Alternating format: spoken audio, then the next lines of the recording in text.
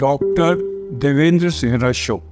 ये मेरे इस शो का नाम है, जिसमें मैं एजुकेशन के बारे में, हेल्थ एजुकेशन के बारे में, उस रोज़मर्रा की ज़िंदगी की बातों के बारे में जानकारी देता रहता हूँ। आप सबका मेरे साथ जुड़ने के लिए धन्यवाद। आज मैं डिस्कस करूँगा, जैसे आपने थंबनेल में देखा होगा, कि क्या आपको डायबिटीज़ का पता अभी लगा है तो आपको क्या क्या करना चाहिए और आपकी क्या अप्रोच होनी चाहिए। अगर आपने ये वीडियो शुरू कर दिया है तो चांसेस हैं या तो आप मुझे सुनना चाहते हैं या आप जेन्युइनली इंटरेस्टेड है ये जानने में कि डायबिटीज़ जो है ये क्या होती है, और अगर आप पहली बार इसकी बीमारी से आपको पता लगा है तो इसमें आपका क्या रिएक्शन होगा और आपको क्या करना चाहिए, आपको अपने डॉक्टर कैसे चुनना चाहिए। दोस्तों, जनरली क्या होता है कि अगर कोई पेशेंट को फर्स्ट टाइम डायबिटीज़ का पता लगता है तो वो भौचक्का रह जाता है। मोस्टली क्या होता है, इसका पता अचानक चलता है। आपने रूटीन अपने ब्लड टेस्ट कराए, उसमें ब्लड शुगर फास्टिंग ज़्यादा आ गया, या पोस्ट प्रेंडियल खाने के 2 घंटे का बाद ज़्यादा आ गया, या जो 3 महीने का बताता है HbA1c वो 6.5 से ऊपर आ गया, या इवन 5.7% से ऊपर आ गया, जो दिखाता है कि आप बॉर्डरलाइन डायबिटिक हैं, तो आप टेंशन में आ जाते हैं। तो उसका फर्स्ट रिएक्शन क्या होता है, अगर आपको कोई पता लगेगा कि आपको डायबिटीज़ है तो सबसे पहला रिएक्शन ये होता है, ये हो ही नहीं सकता, कि लैब की रिपोर्ट गलत है। आप इमीडिएटली जाते हैं किसी दूसरी लैब से फिर टेस्ट कराते, और आपको थोड़ी मायूसी होती है जब देखते हैं कि दूसरी लैब में भी ब्लड शुगर रिपोर्ट ज़्यादा आई। तो ये जनरली देखा गया है कि जब भी किसी पेशेंट को क्रॉनिक बीमारी के बारे में बताया जाता है तो उसके 3 रिएक्शन होते हैं। पहला तो होता है सेंस ऑफ डिनायल, ये मुझे हो ही नहीं सकता। फिर होता है सेंस ऑफ एंगर, कि मेरे को ये बीमारी क्यों हुई। आप अपने आप को तो दोष देते नहीं, आप अपनी वाइफ को, अपने स्पाउस को, अपने एनवायरनमेंट को, अपनी जॉब को दोष देते हैं कि मैं तो मेहनत करता रहा, काम करता रहा और अपनी सेहत को इग्नोर किया, इसलिए मुझे ये बीमारी हो गई। और फिर तीसरी स्टेज क्या होती है, सेंस ऑफ डिप्रेशन, कि मुझे हो गई, अब मैं क्या करूं।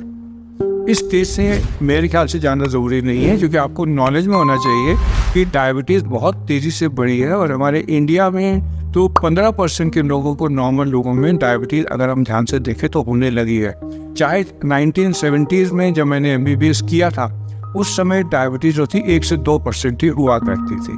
तो हमारे खाने पीने से किस वजह से हुई है, ये तो और डिस्कशन का विषय है, जिस पर आप मेरी बाकी वीडियो देख लेना। अब नेक्स्ट स्टेप आता है कि आप अपना डॉक्टर कैसे चुनेंगे। डॉक्टर चुनने के लिए लोग अधिकतर क्या करते हैं, अपना दोस्त को ढूंढते हैं जिसको डायबिटीज़ हो, उससे वो जैसे रेफरल बातों से करके देखते हैं, यार वो डॉक्टर कैसा है, वो शुगर बड़ी अच्छी कंट्रोल कर लेता है, चलो उसको जाके दिखाते हैं। सबसे कॉमन तरीका तो ये होता है। दूसरा तरीका क्या चुनते हैं, वो सर्च इंजन पे जाते हैं, जैसे गूगल पे, कि डायबिटीज़ के कौन कौन से डॉक्टर हैं। तीसरा होता है वो टेलीफोन करके, जैसे जस्ट डायल पर फ़ोन करके पूछते हैं कि डायबिटीज़ के लिए इस इलाके में कौन कौन सा डॉक्टर। तो इसके बारे में आगाह मैं कर लूँ कि आजकल के ज़माने में कमर्शियल ज़माना है, जो भी आपको राय देगा तो आप ये चेक कर लो कि वो कोई मोटिवेटेड राय तो नहीं है। मेरा कहने का मतलब है, राय तो ठीक होगी, लेकिन क्या जो नाम आपको सर्च इंजन पे बताए जा रहे हैं, क्या उसके अंदर कोई मार्केटिंग इन्वॉल्व तो नहीं है, आपको ये पता करना ज़रूरी होता है। और दूसरी बात ये कि डॉक्टर में जो डॉक्टर आपके साथ बहुत देर तक बैठकर बात करें, मीठी बात करें और आपकी शुगर बहुत अच्छी कंट्रोल कर दें, तो ज़रूरी नहीं है कि वो डॉक्टर आपके लिए बेस्ट है, क्योंकि डायबिटीज़ की दवाइयों में आपका रिजल्ट सिर्फ केवल ब्लड शुगर कंट्रोल करना ही नहीं होता। डायबिटीज़ एक मल्टी सिस्टम प्रॉब्लम है, जिसमें आपकी आँखों पर, गुर्दे पर, हार्ट पर, ब्लड वेसल्स पर, सारे शरीर पर असर हो सकता है। तो अगर आप ऐसे डॉक्टर को चुनते हैं जो आपकी शुगर एकदम अच्छी कंट्रोल कर देता है, और आप सोचते हैं कि आप ठीक हैं, तो ये सही नहीं है।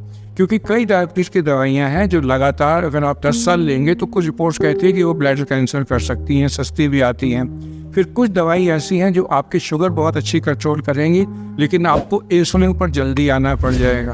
फिर कुछ दवाइयाँ ऐसी हैं जो शुगर तो बहुत अच्छी कंट्रोल करती हैं, लेकिन टारगेट ऑर्गन डैमेज, जिसमें हम कहते हैं आंखों पे असर, गुर्दे पर असर, हार्ट पर असर, ये आने का चांस कम करें ना करें ये बात और है। तो आपको ऐसी दवा डायबिटीज़ की लेनी चाहिए जो न केवल आपकी शुगर ठीक करे, बल्कि ये देखा गया है जो साइंटिफिकली एविडेंस है, आपके हार्ट अटैक भी कम करे, आपके गुर्दे की फंक्शनिंग भी ठीक करे, आपको इंसुलिन की रिक्वायरमेंट भी देर से होनी शुरू हो।